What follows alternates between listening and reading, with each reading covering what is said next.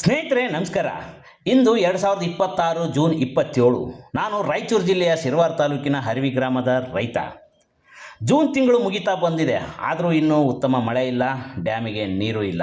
ಆದರೂ ರೈತನಿಗೆ ಭರವಸೆ ಮಾತ್ರ ಕಡಿಮೆ ಆಗಿಲ್ಲ. ಅದೇ ನಂಬಿಕೆಯಿಂದ ಇಂದು ನಾನು ಭತ್ತದ ಸಸಿಮಿಡಿಯನ್ನು ಹಾಕುತ್ತಿದ್ದೇನೆ. ಸ್ನೇಹಿತರೆ, ಈ ವರ್ಷ ನಾನು ಆಯ್ಕೆ ಮಾಡಿಕೊಂಡಿರುವಂಥ ಭತ್ತದ ತಳಿ ಬಂದುಬಿಟ್ಟು KNM 12368 ಎನ್ನುವ ಒಂದು ಬೀಜನ ನಾನು ಆಯ್ಕೆ ಮಾಡ್ಕೊಂಡಿದ್ದೀನಿ.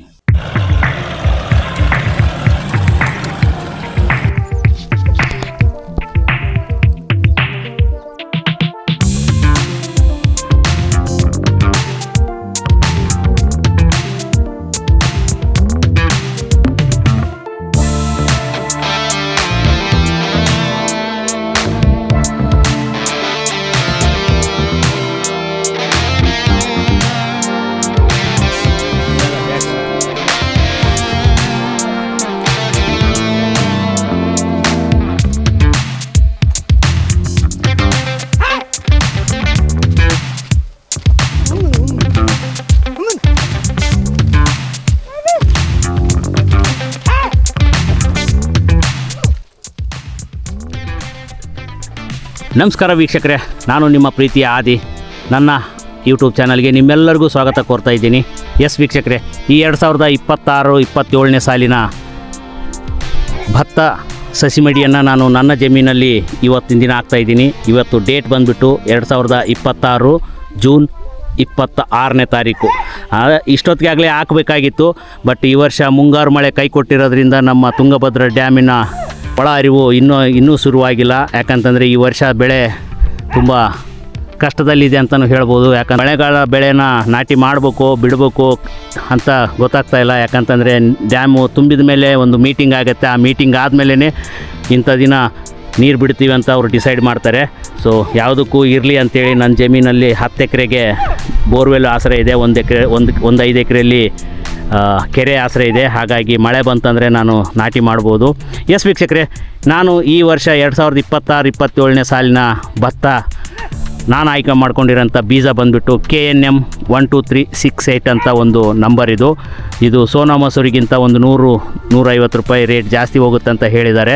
ಕಳೆದ ಬಾರಿ ನಾನು ತುಳಸಿ ಅನ್ನೋ ಬೀಜನ ಹಾಕಿದ್ದೆ, ಅದ್ರ ಬಗ್ಗೆ ನಿಮಗೆ ವಿಡಿಯೋ ಕೂಡ ಕೊಟ್ಟಿದ್ದೆ.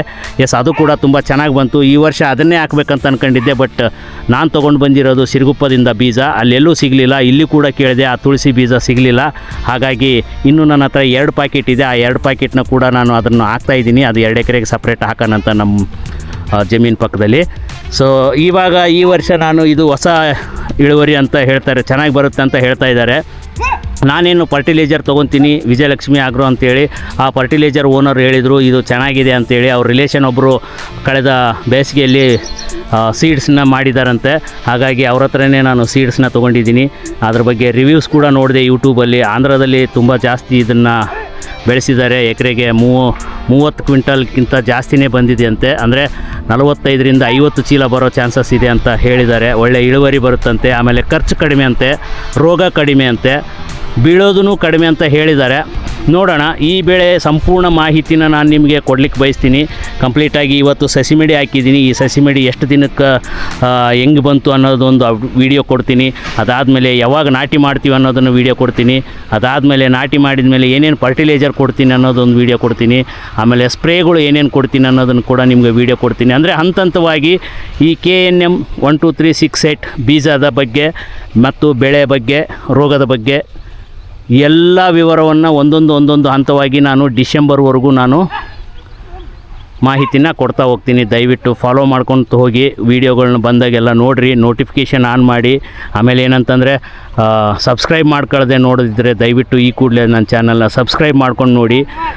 ನಿಮಗೆ ಏನಾದರೂ ಇದರಿಂದ ಒಂದು ಸಹಾಯ ಆಗ್ಬೋದು ಕೆಲವೊಬ್ಬ ರೈತರಿಗೆ ನಾನು ಮಾಡೋ ವೀಡಿಯೋಗಳಿಂದ. ಯಾಕಂತಂದರೆ ಯಾವ ಬೀಜ ಹೆಂಗೆ ಏನು ರೋಗದ ಬಗ್ಗೆ ಕೆಲವೊಂದು ವಿಚಾರಗಳು ಇರುತ್ತಲ್ಲ, ಅದು ಕೆಲವೊಂದು ಕಡೆ ಹೆಲ್ಪ್ ಆಗೋ ರೀತಿಯಲ್ಲಿ ಇರುತ್ತೆ ಅಂತ ನನ್ನ ಭಾವನೆ ಇದೆ.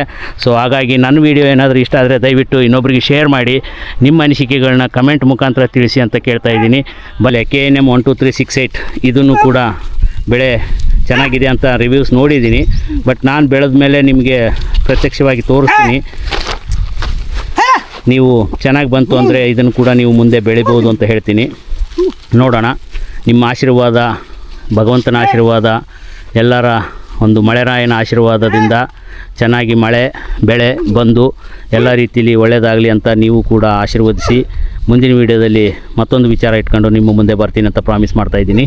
ಅಲ್ಲಿವರೆಗೂ ಎಲ್ಲರಿಗೂ ನಮಸ್ಕಾರ. ಎಲ್ಲ ರೈತರಿಗೂ ಒಳ್ಳೆಯದಾಗಲಿ. All the best.